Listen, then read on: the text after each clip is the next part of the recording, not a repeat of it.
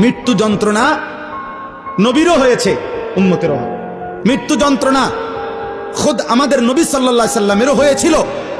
মৃত্যু যন্ত্রণা পৃথিবীর নিকৃষ্ট কাফেরদেরও হয়েছে। কিন্তু উভয়ের মৃত্যু যন্ত্রণার মধ্যে পার্থক্য আছে, অনুভূতির মধ্যে পার্থক্য আছে। আম্মা জান আয়েশা রাদিয়াল্লাহু তাআলা আনহা, নবীজির বিবি, নবী সাল্লাল্লাহু আলাইহি সাল্লাম উনার বুকে মাথা রাখা অবস্থায় ইন্তেকাল করছেন। তো নবীজি সাল্লাল্লাহু আলাইহি সাল্লামের ইন্তেকালের পূর্ব মুহূর্তে হযরত আয়েশা রাদিয়াল্লাহু তাআলা আনহা বলেন, আল্লাহ নবী সাল্লাল্লাহু আলাইহি সাল্লামের কপাল মোবারক বারবার ভিজে ছিল, ঘামে ভিজে যাচ্ছিল।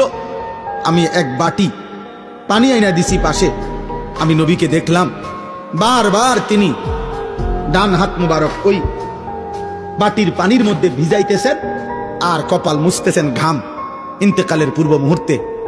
আর নবীজি বলতেছিলেন, তখন দোয়া করতেছিলেন, আল্লাহুম্মা আইন্নী আলা সাকারাতিল মাউত, আয় মাওলা মৃত্যু যন্ত্রণার এই মুহূর্তে আপনি আমার সাহায্য করেন।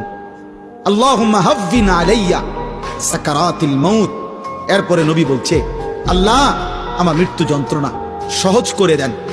এরপরে নবী বলছে, লা ইলাহা ইল্লাল্লাহ, আয় মাওলা আপনি ছাড়া আর কোনো ইলাহ নাই। এরপরে বলছে, ইন্না লিল মাউতে সাকারাত, মাওলা মৃত্যুর বড় যন্ত্রণা। আমি বুঝতেছিলাম, আমার মনে হয় তিনি তো মাসুম নবী, তিনি তো নিষ্পাপ নবী, তিনি তো মাহবুব আল্লাহ তাআলার।